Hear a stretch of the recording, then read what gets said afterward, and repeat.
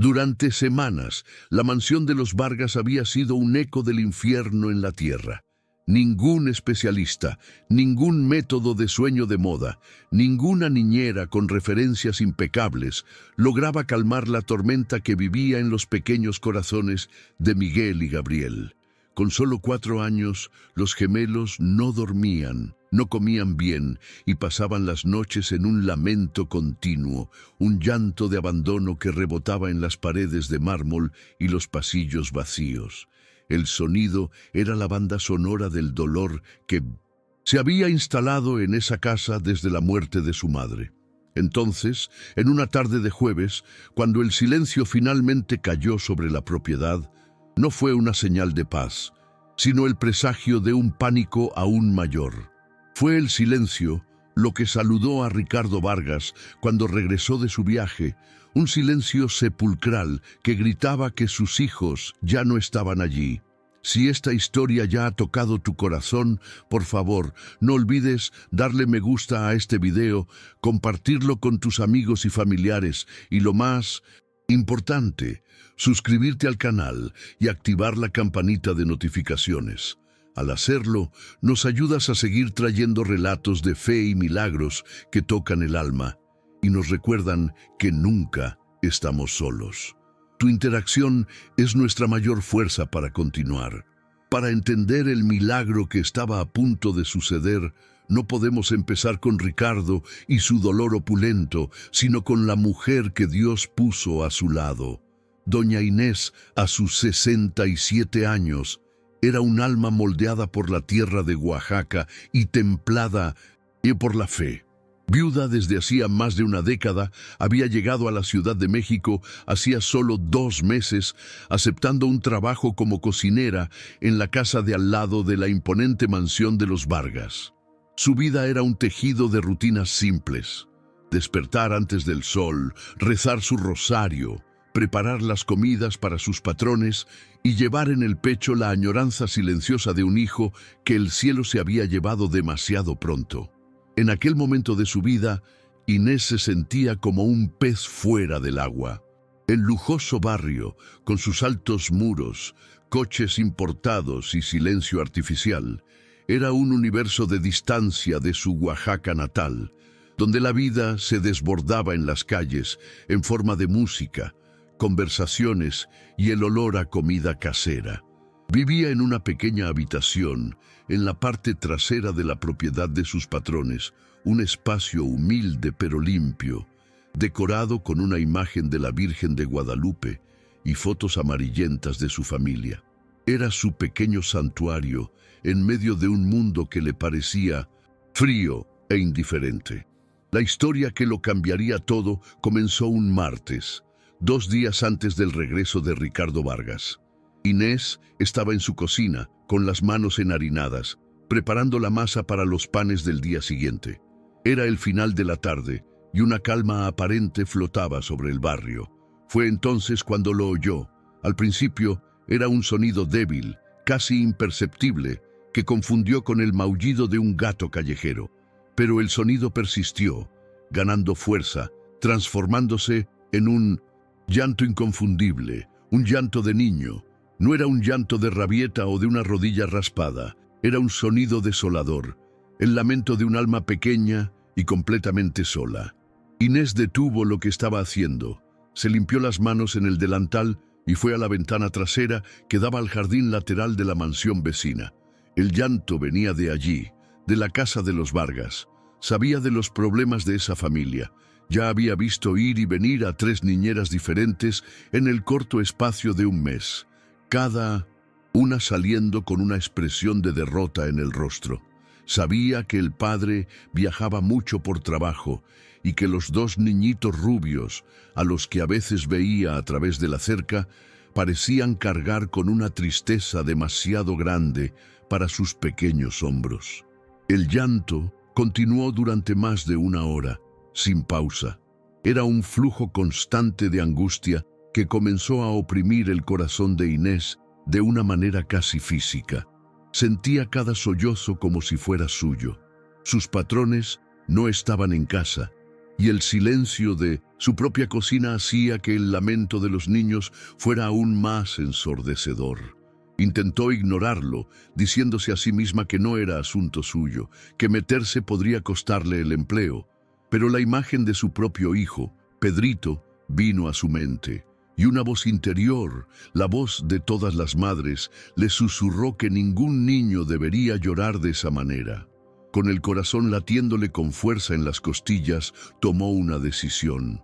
Dejó la masa reposando, se quitó el delantal y salió por la puerta trasera. Cruzó el césped bien cuidado de sus patrones, sintiéndose una intrusa, una transgresora. El seto que separaba las dos propiedades tenía una pequeña abertura en la parte de atrás, utilizada por los jardineros.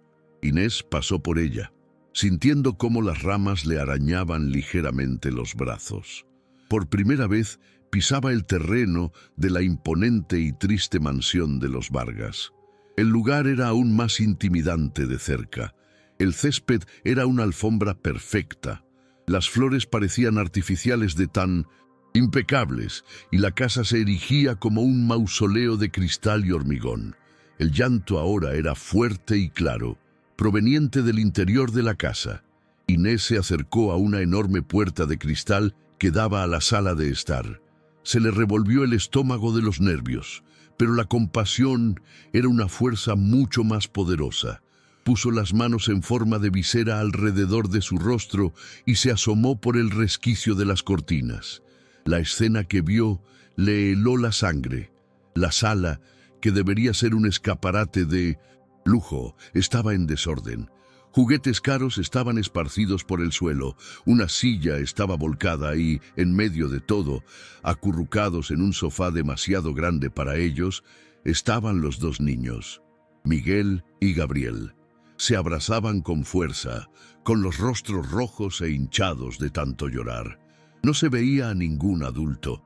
La casa estaba sumida en una penumbra espeluznante, y los únicos sonidos eran los sollozos desesperados de los niños. Inés sintió una oleada de indignación y dolor. ¿Dónde estaba la niñera? ¿Cómo podía alguien simplemente abandonar a dos criaturas tan pequeñas e indefensas? Golpeó suavemente el cristal, pero los niños estaban tan inmersos en su propio sufrimiento que no la oyeron. Probó el picaporte y, para su sorpresa, la puerta se deslizó y se abrió. El aire dentro de la casa era frío y estancado.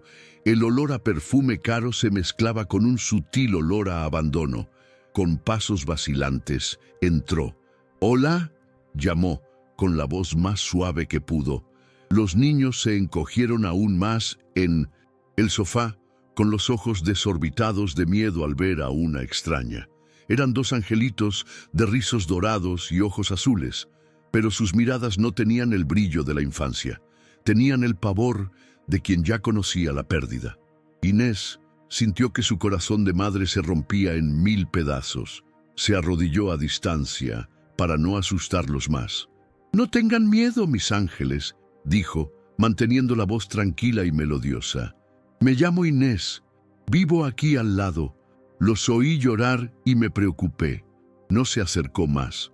Solo se quedó allí, arrodillada en el costoso suelo, hablándoles como si estuviera calmando a dos pajaritos asustados. Les habló de las flores de su pequeño jardín, del pan que estaba haciendo, de cómo el olor a pan caliente siempre hace que todo parezca mejor. No hizo preguntas, no los presionó, solo ofreció su presencia serena. Lentamente, muy lentamente, el llanto de Gabriel, el menor de los dos, comenzó a disminuir, transformándose en sollozos intermitentes. Miguel, el mayor, por unos minutos, mantuvo la mirada fija en Inés, una mirada desconfiada, pero también curiosa. Había algo en la voz de aquella mujer, una calidez, una seguridad que no sentía desde hacía mucho, mucho tiempo. No entendía lo que estaba pasando, solo sabía que la presencia de ella era como una pequeña manta en una noche muy fría. Inés vio la pequeña grieta de confianza y supo que era un regalo de Dios. «¿Tienen hambre, mis amores?», preguntó ella. Tengo una leche calentita con canela allá en mi cocina. Es la receta de mi abuela. Espanta cualquier tristeza. Vio a los dos niños mirarse entre sí. La mención de comida, de algo caliente y reconfortante, pareció romper una parte de la barrera del miedo. Miguel, con una vocecita ronca de tanto llorar, susurró una sola palabra. Leche. Aquel susurro fue todo lo que Inés necesitó. Sí, mi amor, leche calentita y pan tierno, respondió ella con una sonrisa tierna. Extendió la mano, no para tocarlos, sino como una invitación. Vengan conmigo. Mi casa es pequeña, pero es cálida. Quédense allí conmigo hasta que alguien llegue, ¿sí? No los voy a dejar solos. No sabía quiénes eran sus patrones, no sabía si el padre de los niños era un hombre bueno o malo. Solo sabía que, en ese momento, Dios la había puesto allí para ser el refugio de esas dos almas perdidas. Miguel se deslizó del sofá primero, con el piececito descalzo tocando el suelo frío.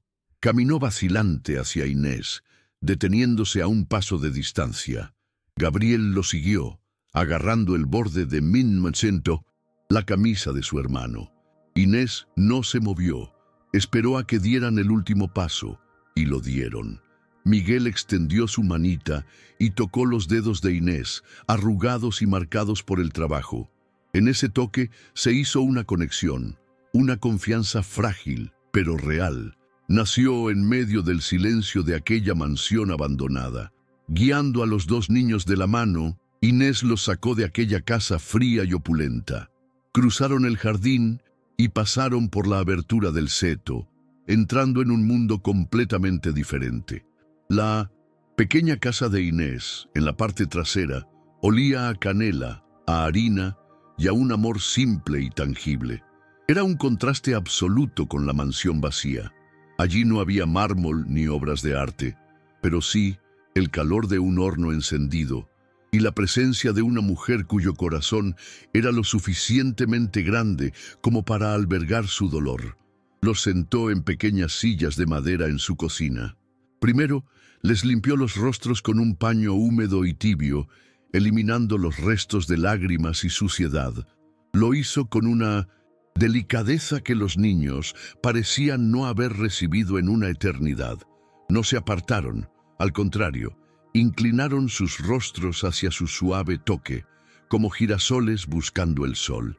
Mientras calentaba la leche en una olla de barro, comenzó a tararear una antigua canción de cuna de Oaxaca, una melodía simple que hablaba de ángeles de la guarda y estrellas protectoras.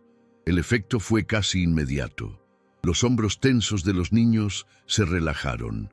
El miedo en sus ojos comenzó a ser reemplazado por un profundo cansancio. Cuando Inés les entregó las tazas humeantes de leche con canela y rebanadas de pan con mantequilla, comieron en silencio, con una voracidad que revelaba lo hambrientos y desatendidos que estaban.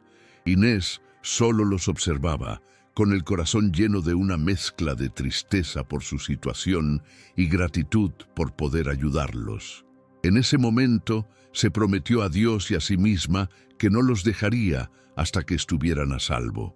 Mientras los niños terminaban el último sorbo de leche, un sueño pesado, fruto del agotamiento emocional y físico, comenzó a apoderarse de ellos. Sus pequeños cuerpos, que antes temblaban de miedo y frío, ahora estaban relajados y cálidos. Inés sabía que no podían volver a esa casa oscura. Con el mismo ingenio de una madre que crea soluciones de la nada, les improvisó una cama en el suelo de su habitación. Arrastró su propio colchón delgado a un lado y forró el piso con dos mantas gruesas y sus almohadas más suaves, creando un nido acogedor. Los llevó a la habitación y ellos la siguieron sin protestar, como si confiaran en ella implícitamente. Les ayudó a acostarse, cubriéndolos con otra manta. Miguel se durmió casi al instante, con el rostro finalmente en paz. Gabriel, sin embargo, luchó contra el sueño por unos minutos más, con sus grandes ojos azules fijos en Inés, como para asegurarse de que no desaparecería como todos los demás.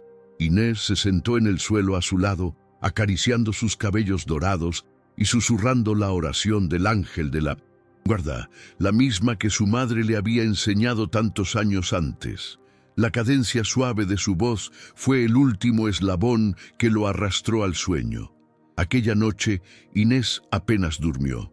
Sentada en su colchón en el suelo, al lado del nido improvisado, vigilaba el sueño de los niños. Alrededor de las 2 de la mañana, como temía, Miguel comenzó a agitarse. Gimoteó, pequeñas palabras ahogadas sobre su mamá, escapando de sus labios. El llanto comenzó bajo, pero rápidamente se convirtió en un grito de pavor, una pesadilla que lo arrancó del sueño. Se sentó bruscamente, con los ojos abiertos pero sin ver, perdido en el terror de su mente. Inés no dudó. Lo tomó en brazos, acunándolo contra su pecho, sintiendo su corazoncito latir descontroladamente. «Shh, mi angelito, shh, estoy aquí, estás a salvo», le susurró, meciéndolo suavemente. «El ángel de la guarda está velando por ti. Mamá está en el cielo, cuidándote como la estrella más brillante. Ella no quiere verte llorar». No le ofreció juguetes, no le prometió dulces. Le ofreció lo único que tenía, una presencia sólida y amorosa y la certeza de la fe. Rezó en voz baja, y el niño, sintiendo el calor y la vibración tranquila en su pecho, lentamente se calmó, su cuerpo relajándose en sus brazos hasta que se durmió de nuevo, esta vez un sueño profundo y sin pesadillas. Al día siguiente, miércoles, fue un ejercicio de discreción y creatividad. Inés sabía que no podía dejar que los niños salieran al jardín principal, donde podrían ser vistos. El pequeño patio detrás de su habitación, escondido por un muro alto y algunos arbustos, se convirtió en su universo. Era un espacio simple, con algunas macetas de hierbas y un suelo de cemento. Pero para Miguel y Gabriel se convirtió en un paraíso. Inés les dio tareas sencillas que los hicieron sentir útiles y vistos. Le ayudaron a desgranar frijoles, a regar las plantas de albahaca y a lavar algunas patatas en el fregadero exterior. El mayor descubrimiento, sin embargo, fue una pequeña caja de piedras lisas que Inés guardaba. Eran piedras que había recogido a lo largo de los años, cada una con un recuerdo.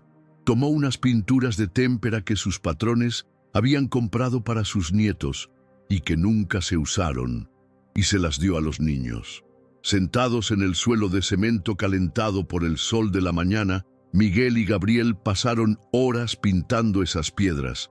No pintaban coches ni superhéroes, pintaban manchas de color, círculos, líneas. Era la primera vez que se concentraban en algo que no fuera su propio dolor. Inés los observaba desde la puerta de la cocina, con el corazón desbordado. Vio un atisbo de los niños que debían ser curiosos, creativos, capaces de sentir alegría. Hacia el mediodía, mientras pintaba una piedra de un amarillo vibrante, Gabriel miró su obra, luego a Inés, y una pequeña sonrisa, la primera que ella veía, brotó en sus labios. Fue una sonrisa tímida, casi un espasmo, pero fue real. Para Inés, esa pequeña sonrisa fue una señal de Dios, confirmación de que estaba en el camino correcto, sin importar las consecuencias que pudieran venir. Mientras los cuidaba, la mente de Inés no dejaba de trabajar. Una parte de ella, la parte práctica y miedosa, le decía que debía llamar a la policía, a los servicios sociales, pero otra parte, la de su fe profunda, se lo impedía. Se imaginaba a los niños siendo llevados por extraños, entrando en un sistema frío e impersonal, siendo tratados como un caso. Sentía, con una certeza que venía del fondo de su alma, que su misión era protegerlos de ese trauma adicional. Ella era el puente, la guardiana temporal. El padre volvería y entonces ella se enfrentaría a las consecuencias. Hasta entonces, su trabajo era sanar. El miércoles pasó como un sueño tranquilo. Inés les contó historias de su infancia en Oaxaca, historias de animales mágicos del bosque y de santos que hacían pequeños milagros todos los días. Les preparó una nutritiva sopa de pollo y comieron 2 porciones cada uno, raspando el plato. Por primera vez en mucho tiempo, la pequeña casa de Inés no era solo un refugio para ella, sino un verdadero hogar, lleno del suave sonido de las voces de los niños y del olor a comida de verdad. El contraste con la mansión silenciosa y vacía de al lado era absoluto. Aquella noche no hubo pesadillas. Los 2 niños durmieron profundamente, acurrucados en las mantas en el suelo, con la respiración tranquila y regular. Inés los arropó y les besó la frente a cada uno antes de acostarse. Rezó un rosario entero, no pidiendo perdón por haberse llevado a los niños, sino pidiendo fuerza para lo que vendría. Pidió sabiduría para hablar con su padre, un hombre al que nunca había visto, pero que imaginaba poderoso y quizás implacable. Le pidió a Dios que ablandara el corazón de ese hombre. La mañana del jueves llegó con una luz suave y una sensación de paz frágil. Los niños se despertaron tranquilos, casi alegres. Inmediatamente buscaron sus piedras pintadas, exhibiéndolas Inés como si fueran tesoros preciosos. Miguel, que apenas había hablado hasta entonces, señaló una piedra azul y dijo claramente: «Cielo». Inés sintió que se le llenaban los ojos de lágrimas. En menos de 48 horas, el amor, la paciencia y la sopa de pollo habían obrado un milagro que ningún dinero podía comprar. Los vistió con ropa limpia que encontró en sus mochilas, que la niñera había dejado atrás. Les lavó la cara y les peinó el pelo. Parecían otros niños. La sombra del abandono todavía estaba en sus ojos, pero ahora también había una pequeña luz de esperanza. Se sentaron a desayunar una avena caliente con plátano. Gabriel intentaba equilibrar una cuchara en su nariz, y Miguel se rió, una risa de verdad que llenó la pequeña cocina. Fue en ese preciso momento, en la cima de esa pequeña burbuja de felicidad, cuando el sonido rasgó el aire. Era el ronroneo inconfundible de un motor potente, un coche de lujo que desaceleraba en la calle. Luego, el sonido de los neumáticos, aplastando la grava de la entrada de la mansión Vargas. El sonido de la realidad llamando a la puerta. Inés se congeló con la cuchara a medio camino de la boca. Los niños no se dieron cuenta, pero ella sí. Su corazón comenzó a martillarle en el pecho. El padre había llegado. Ricardo Vargas salió de su sedán negro, exhausto pero satisfecho. El viaje de negocios había sido un éxito rotundo, un acuerdo que consolidaría su imperio inmobiliario durante años. Aflojó la corbata, tomó su maletín de cuero y caminó hacia la imponente puerta principal de su casa. Estaba ansioso por ver a sus hijos, aunque una parte de él también temía el caos que le esperaba. Los informes de la niñera sobre noches en vela, las rabietas, el llanto. Solo quería darse una ducha y dormir, pero primero el deber de padre. Introdujo la llave en la cerradura y abrió la puerta. «Llegué», anunció al vacío. Lo primero que le golpeó no fue un sonido, sino su ausencia. Un silencio total, pesado, anormal.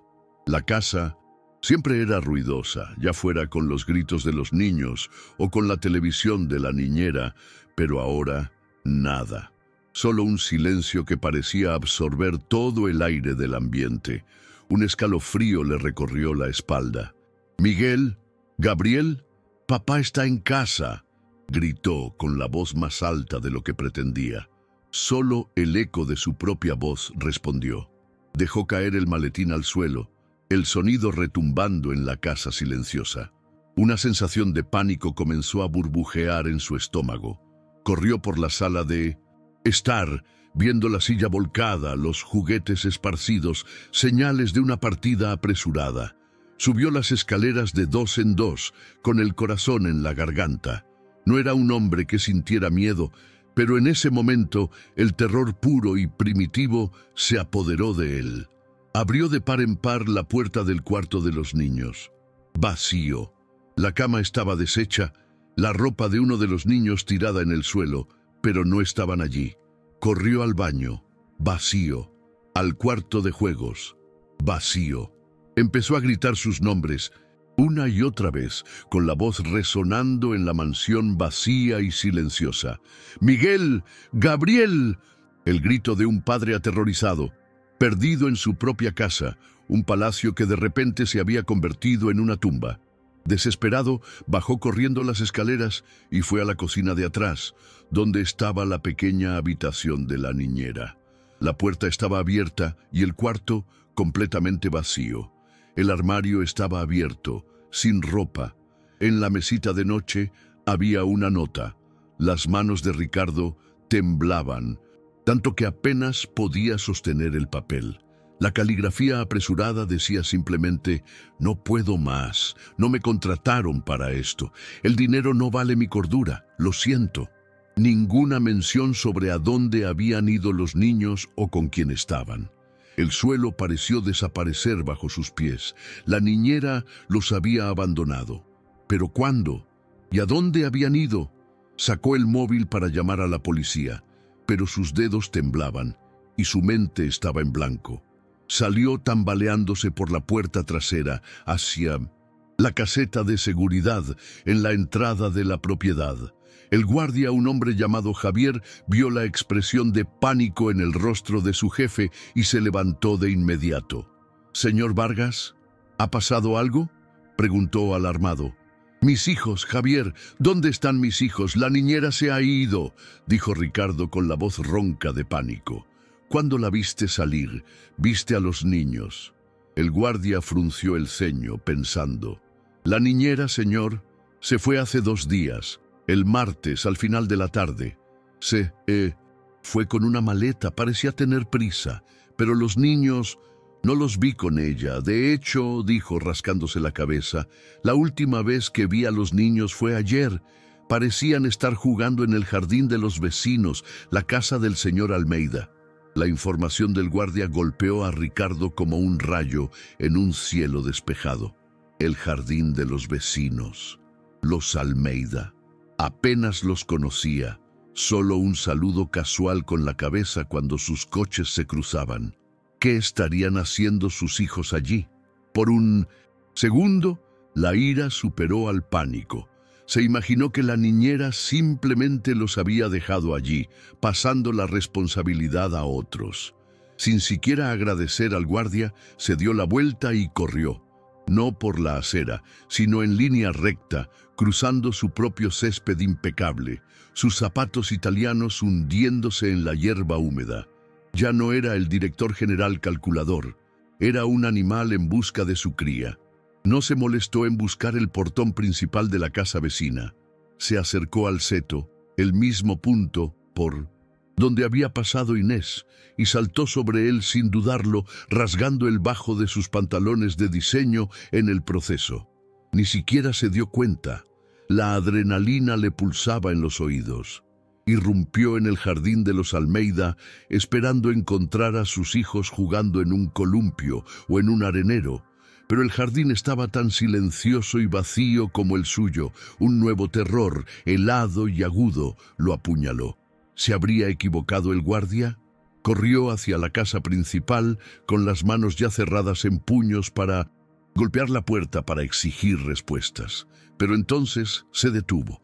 Un sonido débil y suave, que venía no de la casa grande, sino de la parte trasera de la propiedad. Era una voz de mujer, baja y melodiosa, que cantaba una canción de cuna que nunca antes había oído.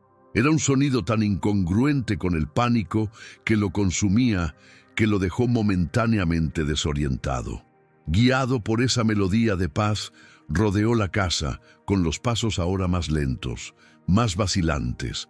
Llegó a un pequeño patio trasero, donde vio una puerta abierta a una habitación pequeña y modesta. La voz venía de allí.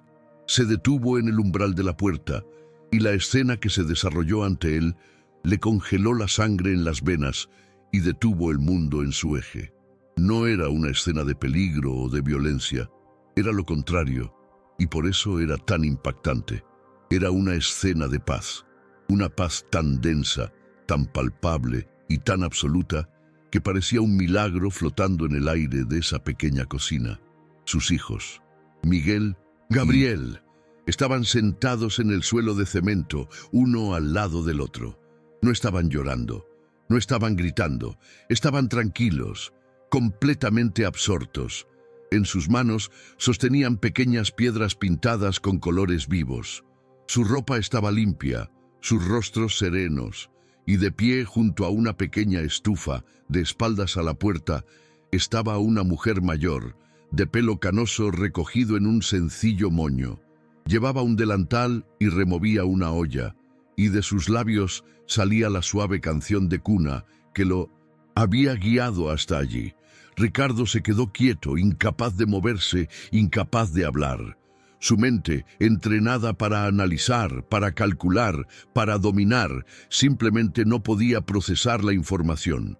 Había dejado atrás a dos niños traumatizados, sumidos en un dolor que ni los mejores psicólogos infantiles podían alcanzar.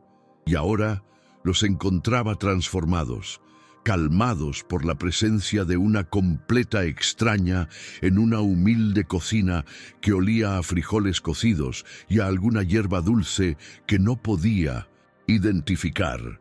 Una oleada de emociones contradictorias lo golpeó. Primero, un alivio abrumador que casi le hizo doblar las rodillas. Estaban vivos, estaban a salvo. Luego, una profunda confusión. ¿Quién era esa mujer? ¿Cómo lo había conseguido? Y entonces, por debajo de todo, una punzada de algo que no sentía desde hacía mucho tiempo. Vergüenza. Él, con todo su dinero, sus mansiones, sus niñeras caras, había fracasado miserablemente. Esa mujer, con nada más que su presencia y una olla en el fuego, lo había logrado. Fue entonces cuando Inés pareció sentir su presencia, dejó de tararear y se giró lentamente. Sus ojos, oscuros y sabios, se encontraron con los de él. No había miedo en su rostro, no había sorpresa.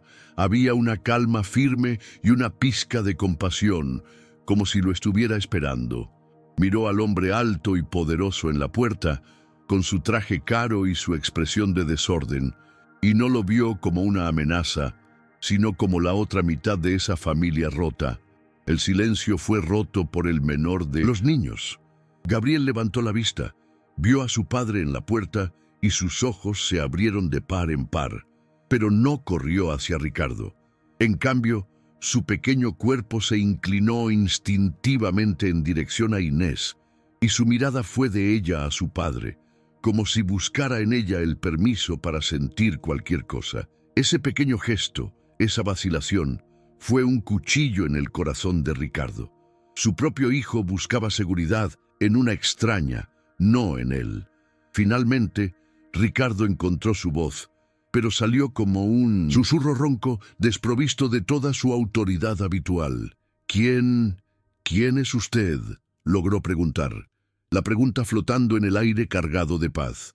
Dio un paso dentro de la pequeña habitación, sintiéndose un gigante torpe invadiendo un santuario.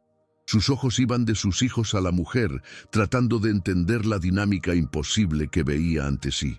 Inés se secó las manos en el delantal y dio un paso adelante, colocándose sutilmente entre Ricardo y los niños, un gesto protector casi imperceptible. «Mi nombre es Inés, señor», dijo con la voz firme pero amable. «Soy la cocinera de la casa de al lado». No había servilismo en su tono, solo dignidad.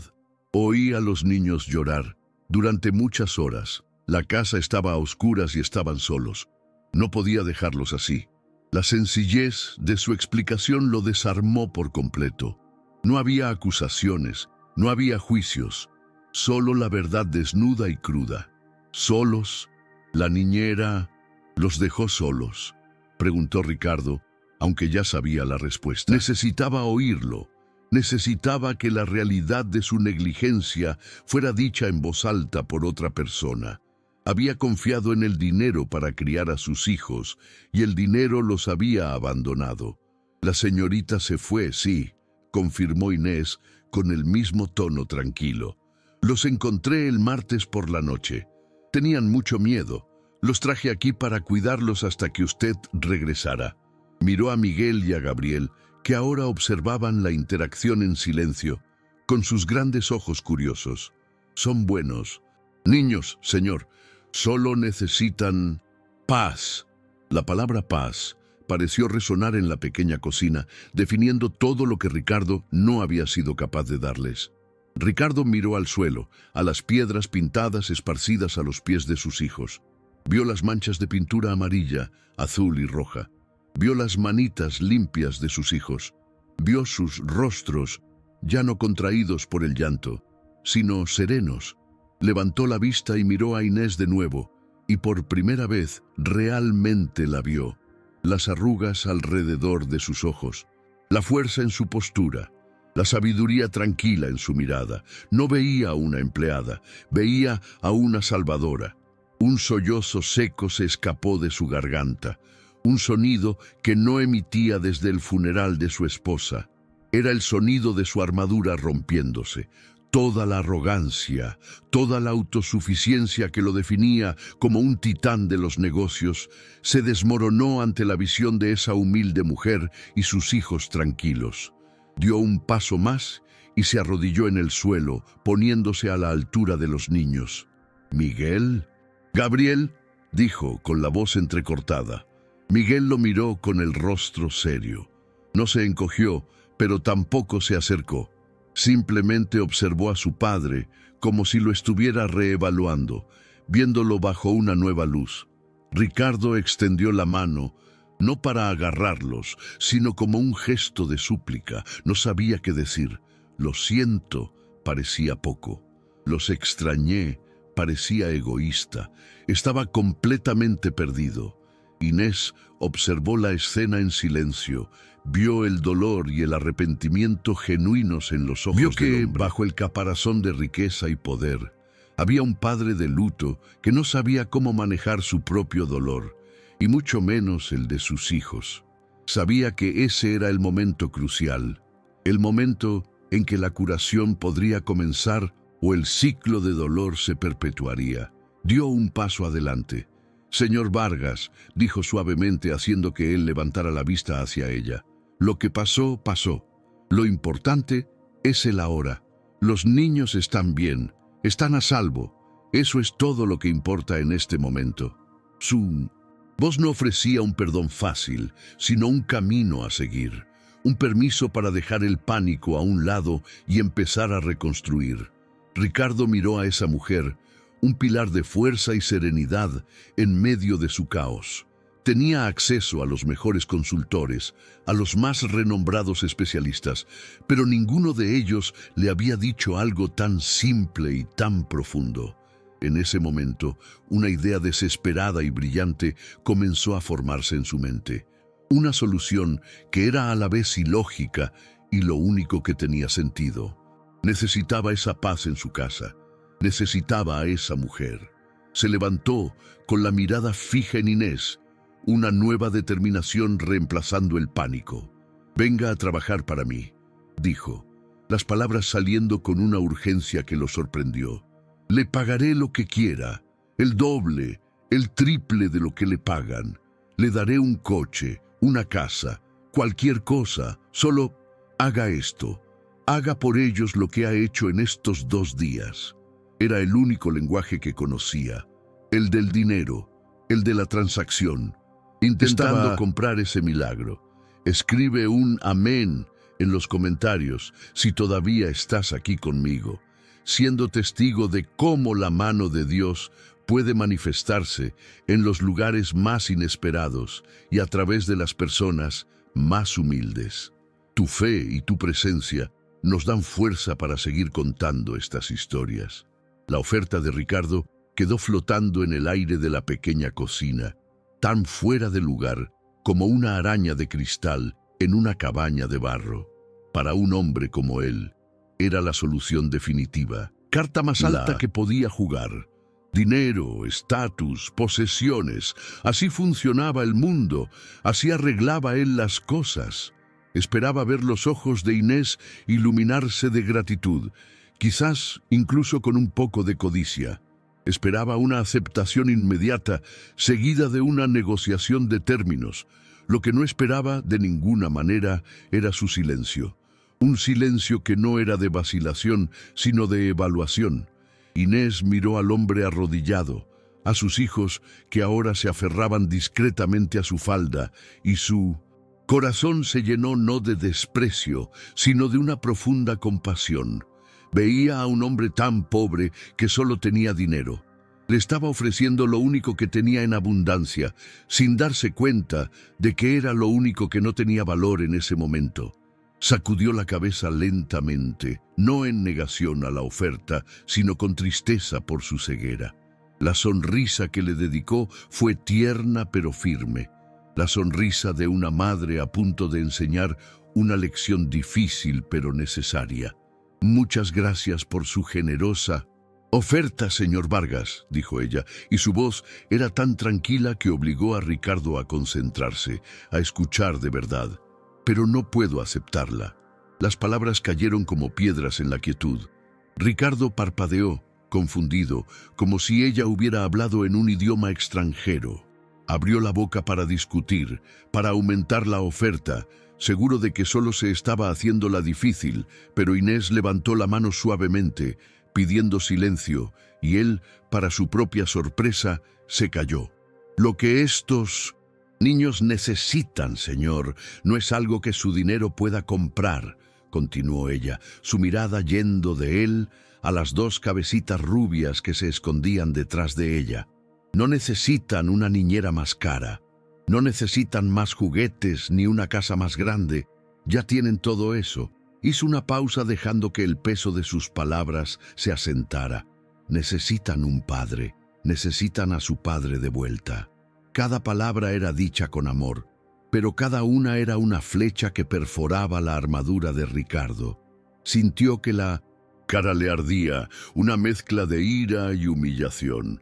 ¿Cómo se atrevía esa mujer? ¿Cómo se atrevía, en su propia y humilde cocina, a darle lecciones de moral sobre cómo ser padre? Estaba a punto de levantarse, de tomar a sus hijos y marcharse de allí, de encontrar a otra persona, alguien que entendiera las reglas del mundo. Pero entonces miró los rostros de Miguel y Gabriel. Vio cómo se aferraban a Inés. Vio la paz que emanaba de ella y que los envolvía como un manto. Y supo, con una certeza abrumadora, que no había otra persona. Ella era la única. «Cuidaré de sus hijos, señor», dijo Inés, y la esperanza volvió a inundar el pecho de Ricardo. Pero aún no había terminado. «Cuidaré de ellos con todo mi corazón, como si fueran míos, pero no por su dinero. Cuidaré de ellos con una condición». Lo miró directamente. Sus ojos oscuros y profundos no mostraban nada más que una sinceridad inquebrantable. «Yo los sanaré, pero usted debe sanarse a sí mismo. Cuidaré de ellos si usted promete, ante Dios, que aprenderá a ser el padre que ellos necesitan». La condición quedó flotando entre ellos, más poderosa y exigente que cualquier contrato legal. No se trataba de horarios, salarios o deberes. Se trataba del alma, de la redención. Ricardo se quedó en silencio, con el cerebro girando. Le estaba pidiendo lo imposible. Le estaba pidiendo que cambiara quién era, que abandonara las largas horas en la oficina, los viajes de negocios, la búsqueda incesante de más. Le estaba pidiendo que estuviera presente, presente en cuerpo y alma. Era un precio mucho más alto que cualquier cantidad que pudiera pagar. Miró al suelo, a las manos que habían cerrado tratos multimillonarios, pero que temblaban al intentar sostener los pedazos de su propia familia. Pensó en su difunta esposa, en cómo siempre le pedía que desacelerara, que pasara más tiempo con ellos. Pensó en los últimos meses, en el llanto incesante, en la oscuridad que se había apoderado de su casa y de sus hijos. Y luego miró a Inés, a esa mujer que en menos de 2 días había traído la luz de vuelta. No tenía opción. No si quería salvar a sus hijos. Con un nudo en la garganta, finalmente logró asentir. Yo lo prometo, susurró, y la palabra sonó extraña en sus propios oídos. No era una promesa de negocios con cláusulas y penalizaciones. Era un voto sagrado, hecho en el suelo de una humilde cocina, presenciado por sus hijos y por esa mujer que parecía ser un ángel enviado por la propia Virgen María. Sintió las lágrimas brotar de sus ojos, lágrimas de derrota, pero también de un alivio que no sabía que necesitaba. Inés sonrió, una sonrisa genuina y cálida que le iluminó el rostro. «Entonces tenemos un acuerdo, señor Vargas», dijo. «Ahora levántese de ahí. Un padre debe estar de pie». Sus palabras lo afirmaron. Se levantó, secándose los ojos con el dorso de la mano, sintiéndose a la vez expuesto y extrañamente más fuerte. Por primera vez no tenía el control, y eso era aterrador y liberador al mismo tiempo. La transición fue rápida y sin fanfarrias. Esa misma tarde, Inés comunicó su decisión a sus patrones, los Almeida, quienes, aunque tristes por perderla, comprendieron la situación extraordinaria. Ricardo insistió en enviar a uno de sus chóferes a buscar las pocas cosas de Inés, pero ella se negó. Con una pequeña maleta en una mano y las manos de Miguel y Gabriel en la otra, cruzó el jardín y entró en la mansión de los Vargas, no por la puerta de servicio, sino por la puerta principal. Era un símbolo. Ya no era una empleada, era la guardiana de ese hogar. Lo primero que hizo Inés no fue deshacer las maletas, fue abrir todas las ventanas de la casa. Dijo que una casa necesita respirar, que el aire viciado guarda tristezas antiguas. La luz del sol de la tarde inundó las habitaciones oscuras, revelando partículas de polvo danzando en el aire. Después fue a la cocina. La cocina de los Vargas era un prodigio de la tecnología moderna, con superficies de acero inoxidable y electrodomésticos que parecían salidos de una nave espacial. Pero estaba fría, estéril, no olía a comida, no tenía alma. Inés ignoró los robots de cocina y los hornos de convección. Encontró una olla grande y sencilla y comenzó a preparar un caldo de verduras. El sonido del cuchillo picando zanahorias, cebollas y apio en la tabla de cortar fue el primer sonido verdaderamente doméstico que esa cocina oyó en meses. El aroma que pronto comenzó a extenderse por la casa era el olor a cuidado, nutrición, a hogar. Era un hechizo simple pero poderoso que comenzó a romper la maldición de tristeza que se cernía sobre la mansión. Ricardo observaba todo a distancia, sintiéndose un extraño en su propia casa. No sabía qué hacer. Su primera inclinación fue retirarse a su oficina, a la seguridad de sus correos electrónicos y hojas de cálculo. Pero la promesa que había hecho resonaba en su mente. Aprenderá a ser el padre que ellos necesitan. Se quedó parado en medio de la sala de estar, con las manos en los bolsillos, observando a Inés y a sus hijos moverse por la casa, como si siempre hubieran pertenecido a ese lugar. Viendo su vacilación, Inés lo llamó desde la cocina.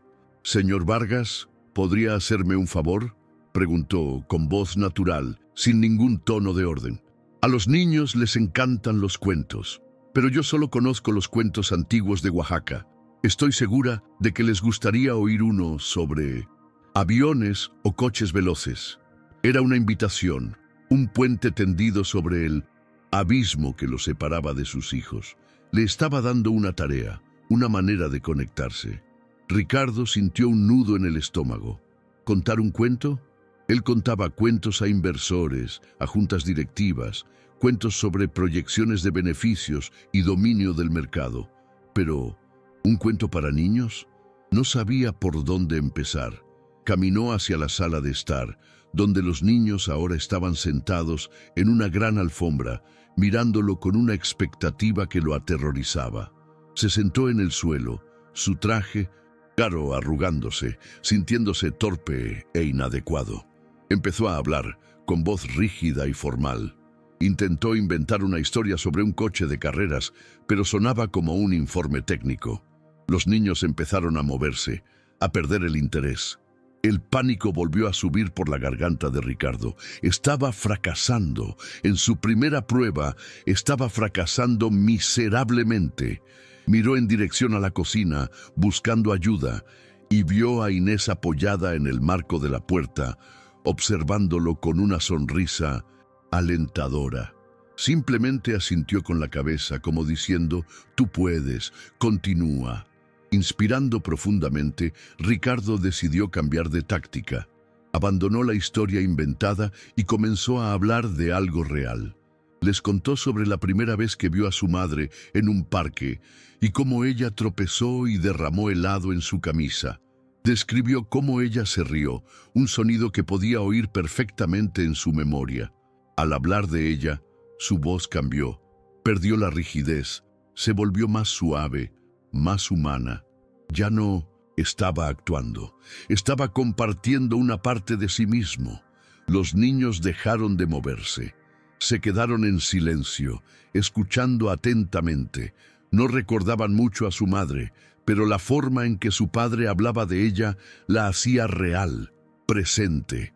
Miguel se arrastró por la alfombra y se sentó más cerca de Ricardo, apoyando la cabeza en su rodilla. Fue un gesto pequeño, casi inconsciente, pero para Ricardo fue como si el sol hubiera irrumpido entre las nubes.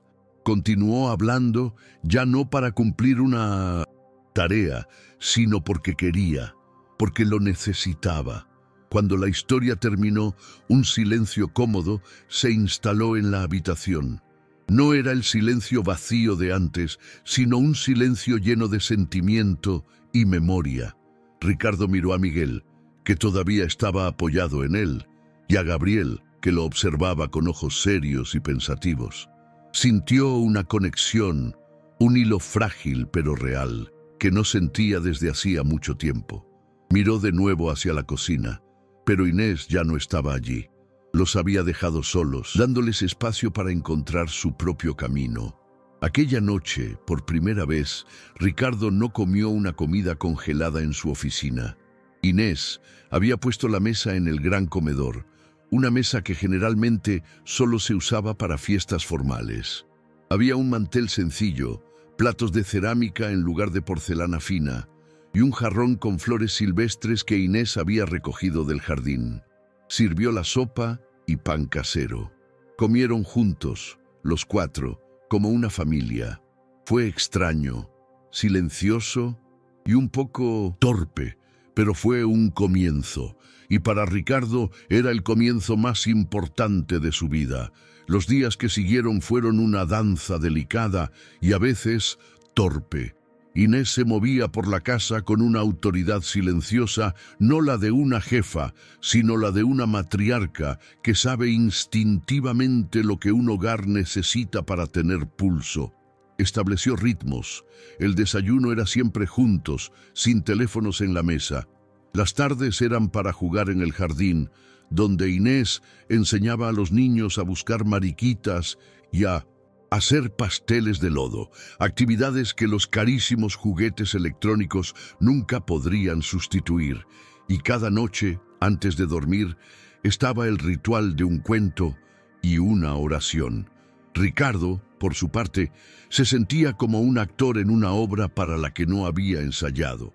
Cumplía su promesa, salía de la oficina más temprano todos los días, pero su presencia era inicialmente solo física. Se sentaba en el suelo a jugar, pero su mente estaba a kilómetros de distancia, en fusiones y adquisiciones.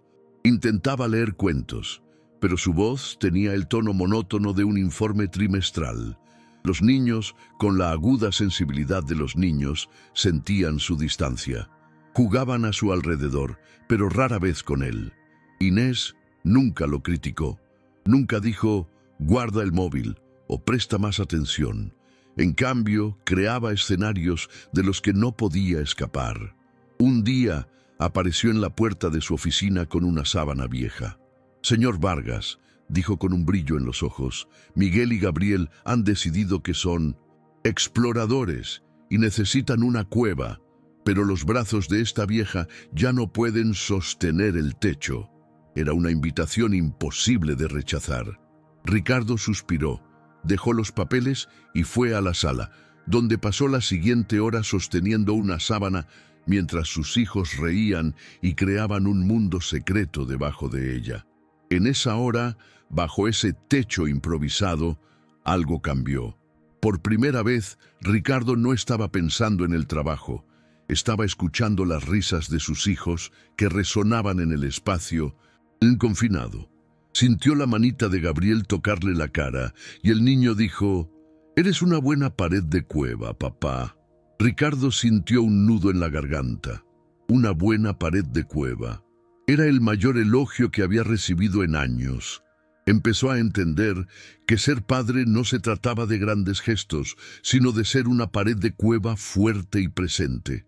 Las pequeñas victorias comenzaron a acumularse. Un día, Ricardo le enseñó a Miguel a atarse los zapatos, una tarea que requirió una paciencia que no sabía que poseía. Otro día se encontró rodando por el césped con Gabriel, manchándose el traje de verde, y lo más sorprendente fue que no le importó. Lentamente, la presencia de Ricardo se convirtió en algo más que físico. Empezó a estar allí, de verdad, y los niños respondieron. Empezaron a correr hacia él cuando llegaba a casa, a tirar de su mano para mostrarle un dibujo o una piedra interesante. La casa comenzó a llenarse de vida. La relación entre Ricardo e Inés también se profundizó, transformándose en una asociación silenciosa basada en un profundo respeto. Dejó de verla como una empleada y pasó a verla como el ancla de su familia. Por la noche, después de que los niños se durmieran, a veces se sentaban en la cocina y Ricardo se encontraba hablando de su día, de sus frustraciones. E Inés escuchaba, ofreciendo no consejos de negocios, sino pepitas de sabiduría popular de Oaxaca, que de alguna manera parecían aplicarse perfectamente al mundo corporativo. Ella le enseñó que no se puede apurar al maíz a crecer, una lección sobre la paciencia que aplicó tanto a sus hijos como a sus inversiones. Le dijo que un corazón agradecido encuentra fiesta en todas partes, lo que le hizo empezar a notar las pequeñas alegrías que antes ignoraba. Estaba siendo reeducado no por un costoso coach de vida, sino por una cocinera viuda que encontraba a Dios en los detalles más simples de la existencia. Se estaba curando, aunque todavía no sabía la profundidad de la herida que llevaba. La noche del ajuste de cuentas llegó sin previo aviso, como la mayoría de las tormentas de la vida. Había sido un buen día, uno de los mejores. Ricardo y los niños habían pasado la tarde montando un rompecabezas gigante en el suelo de la sala. Hubo risas, trabajo en equipo y una sensación de normalidad que calentó el corazón de Ricardo. Pero el dolor, especialmente el dolor no procesado, tiene sus propias mareas. Retrocede, pero siempre vuelve, a menudo con más fuerza, antes de disiparse finalmente. Esa noche, una tormenta real se formó afuera. Los truenos retumbaban y la lluvia golpeaba violentamente las ventanas de cristal. Fue el sonido de un trueno particularmente fuerte lo que despertó a Miguel. Pero lo que lo atormentaba no era el ruido. Era una pesadilla, un terror oscuro que venía de las profundidades de su pequeña alma. Se sentó en la cama, con el rostro pálido bajo la tenue luz de la lámpara, y comenzó a gritar. Un grito agudo, lleno de un dolor primordial. «Mamá, quiero a mí. Mamá». Ricardo fue el primero en llegar a la habitación. Vio a su hijo temblando, con los ojos desorbitados de pavor, llamando a una persona que nunca volvería. El corazón de Ricardo se partió. Se sentó en la cama e hizo lo que su instinto de solucionador de problemas le dijo que hiciera. Intentó negociar con el dolor, Tranquilo, campeón, tranquilo. Papá está aquí. Si dejas de llorar, mañana compramos ese tren eléctrico que querías. El más grande de la tienda. O podemos ir a Disney. ¿Qué te parece? Tú y Gabriel, en Disney. Pero sus palabras fueron como echar gasolina al fuego.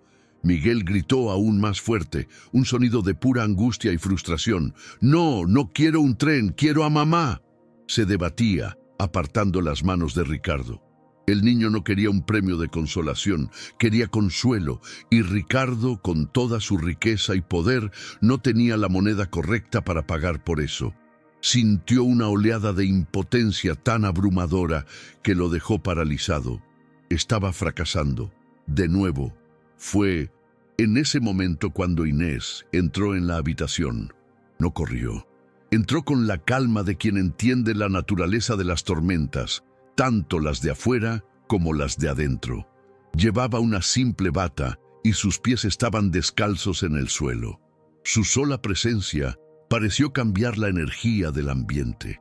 Miró a Ricardo, una mirada que no contenía juicio, solo una profunda comprensión. Luego, centró su atención en la pequeña figura temblorosa en la cama. No dijo una palabra. Simplemente se acercó y con un movimiento fluido y natural tomó a Miguel en brazos. El niño se resistió por un segundo, pero luego se anidó en sus brazos, su pequeño cuerpo rígido de dolor entregándose a su abrazo. Lo meció suavemente, hacia adelante y hacia atrás, como si estuviera acunando al mundo entero. Ricardo observaba mudo, sintiéndose como un espectador inútil en la tormenta de dolor de su propio hijo. Entonces, Inés comenzó a rezar. Su voz era un susurro, apenas audible por encima de la lluvia que golpeaba la ventana, pero en el tenso silencio de la habitación, cada palabra era clara como el cristal. Ángel de mi guarda, mi dulce compañía, no me desampares, ni de noche ni de día, no me dejes solo, que me perdería. Recitó la antigua oración, no como una fórmula memorizada, sino como una conversación íntima con el cielo. Era una melodía de fe pura, un ancla arrojada a las aguas turbulentas del miedo de un niño. El efecto fue milagroso. Gradualmente, los sollozos de Miguel comenzaron a disminuir. Cuerpo, su antes tenso como una cuerda de violín, se relajó por completo contra el pecho de Inés. Su respiración se volvió más lenta, más profunda. La oración continuó, un suave mantra de protección y amor. Hasta que me pongas en paz y alegría, con todos los santos, Jesús, José y María. Cuando terminó, el niño ya estaba dormido, una lágrima solitaria secándose en su mejilla, el rostro finalmente en paz. Inés permaneció meciéndolo por unos momentos más, antes de acostarlo suavemente de nuevo en la cama, cubriéndolo con la manta. Le hizo la señal de la cruz en la frente y se dispuso a salir, pero al pasar junto a Ricardo, que todavía estaba sentado en el borde de la cama, paralizado, le puso la mano en el hombro. El toque fue ligero, pero para Ricardo pareció tener el peso de una montaña, y fue ese simple toque lo que finalmente rompió la presa. Se derrumbó. No fue un llanto contenido de hombre de negocios. Fue un colapso total. Sollozos profundos y guturales sacudieron su cuerpo, provenientes de un lugar de dolor que había mantenido encerrado durante años. Se cubrió el rostro con las manos, la vergüenza y el dolor mezclándose. Allí, en la penumbra de la habitación de su hijo, el gran Ricardo Vargas finalmente se permitió ser pequeño, estar roto. Inés se sentó a su lado sin decir nada, solo manteniendo la mano en su hombro, una presencia silenciosa e inquebrantable. Y él comenzó a hablar, las palabras saliendo en un torrente confuso de dolor. «Es mi culpa», susurró entre sollozos. La muerte de ella. Siempre estaba trabajando, siempre en un viaje, cerrando un trato. Ella me pedía que me quedara, pero yo siempre decía: «Solo uno más, amor. Este asegurará nuestro futuro». Y entonces se fue, y yo no estaba aquí. «No sé cómo hacer esto, Inés», confesó con la voz rota. No sé ser padre. Intento comprar su amor porque es lo único que sé hacer, comprar cosas. Los miro y la veo a ella, y la culpa me consume. Tengo miedo de no ser suficiente. Tengo miedo de arruinarlo todo, de romperlos como me siento yo de roto. Fue su confesión final. El ajuste de cuentas con sus demonios hecho allí, a los pies de la cama de su hijo, ante la única persona en el mundo que no lo juzgaría. Inés escuchó cada palabra, cada sollozo, cada dolorosa confesión. No lo interrumpió, solo dejó que el torrente de dolor fluyera, como un veneno que necesita ser expulsado para que la curación pueda comenzar. Cuando finalmente se quedó en silencio, exhausto y vacío, no le ofreció palabras fáciles ni clichés vacíos. Simplemente le apretó el hombro con un poco más de firmeza y dijo, con la voz entrecortada por la emoción, la culpa es una carga demasiado pesada para que un hombre la lleve solo, señor Vargas. Solo Dios puede llevar ese peso. Usted no es Dios, continuó, su voz un susurro de sabiduría ancestral. Usted amaba a su esposa y ella lo amaba a usted. El trabajo, los viajes, quizás era su manera de mostrar ese amor, de construir un castillo para su reina y sus príncipes. El corazón de un hombre a veces habla un idioma extraño, pero Dios los entiende todos. Hizo una pausa y, por primera vez, habló de sí misma. Yo también perdí un hijo, Pedrito. Durante años me culpé a mí misma. Si hubiera tenido más dinero para un médico mejor, si hubiera notado la fiebre antes. Uno se tortura con los si hubiera, pero el si hubiera no trae a nadie de vuelta. Solo nos impide vivir para los que se quedaron. Sus palabras, nacidas de su propio dolor sanado, fueron un bálsamo para el alma herida de Ricardo. Levantó el rostro y la miró con los ojos rojos e hinchados, pero por primera vez vio un camino ante él. Un camino que no se trataba de olvidar, sino de perdonarse a sí mismo. No dijo nada, solo asintió, un movimiento casi imperceptible. En ese silencio, en ese intercambio de miradas entre dos almas que conocían la pérdida, se selló un nuevo pacto, ya no uno de promesas, sino uno de comprensión mutua. La mañana siguiente fue diferente a todas las demás. Ricardo se despertó sintiéndose físicamente exhausto, como si hubiera corrido un maratón, pero mentalmente algo estaba más ligero. El peso abrumador en su pecho había disminuido a un nivel soportable. No fue a la oficina, en cambio fue a la cocina donde encontró a Inés y a los niños desayunando. No se sentó en la cabecera de la mesa como de costumbre. Acercó una silla al lado de Gabriel y simplemente dijo, «Buenos días». El verdadero trabajo comenzó allí. La curación no fue un evento único, sino un proceso diario, construido con pequeños ladrillos de presencia y paciencia. Ricardo comenzó a aprender el lenguaje de sus hijos. Aprendió que la rabieta de Miguel era a menudo un disfraz para el miedo, y que el silencio de Gabriel era una invitación a un abrazo.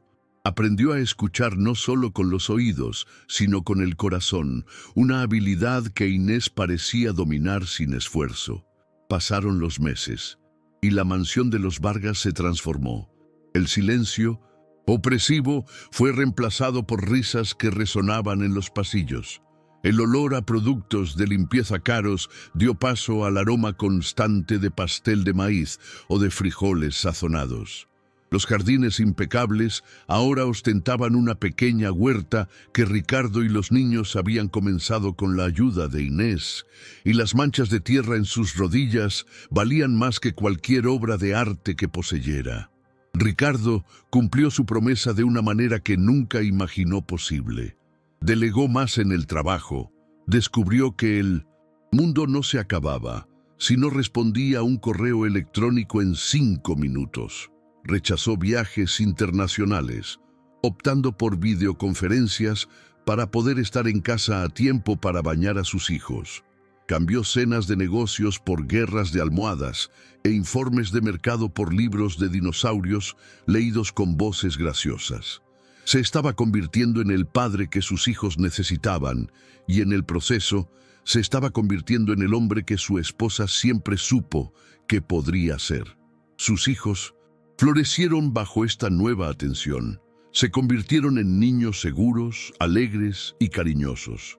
La sombra de la pérdida aún existía, pero ya no era una nube oscura que los cubría.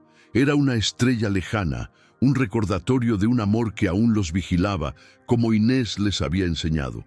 La relación de Ricardo con Inés también se profundizó, trascendiendo la de jefe y cuidadora. Se convirtieron en socios en la más importante de las empresas conjuntas, la creación de una familia feliz. Conversaban durante horas por la noche, compartiendo historias, miedos y sueños. Él admiraba su fuerza, su fe inquebrantable. Ella admiraba su capacidad de cambiar, su recién descubierta humildad. Un afecto profundo, sereno y maduro creció entre ellos, tan natural como la enredadera que comenzaba a trepar por la pared de la cocina. Un año después. La escena final no tiene lugar en un salón de fiestas o en un viaje exótico, sino en una soleada tarde de sábado, en el jardín de la mansión. Una gran manta de cuadros está extendida sobre el césped. Las risas llenan el aire. Ricardo, no en traje, sino con una camisa polo y vaqueros, corre torpemente detrás de un balón de fútbol, perseguido por dos niños rubios de 5 años que gritan de alegría. La mansión, al fondo, ya no parece un mausoleo, sino una acogedora casa de campo. Un hogar. Sentada en la manta, rebanando una manzana, está doña Inés. Los observa con una sonrisa tranquila, una sonrisa de profunda satisfacción. En su rostro, las líneas de preocupación se han suavizado. Ya no es una extraña en una tierra extraña, es la reina madre de su pequeño reino. Ve a Ricardo tropezar con el balón y caer sobre el césped, y a los niños saltar sobre él en una avalancha de abrazos y cosquillas. El sonido de su risa, genuina y libre, es la más dulce de las músicas. Después de unos minutos, Ricardo se levanta, con el pelo desordenado y manchas de hierba en la ropa, y camina hacia la manta. Se sienta al lado de Inés, su hombro tocando el de ella. Toma un trozo de manzana y come en un silencio cómodo, los dos simplemente observando a los niños jugar. No hay necesidad de muchas palabras entre ellos. Han construido una comunicación que va más allá del lenguaje.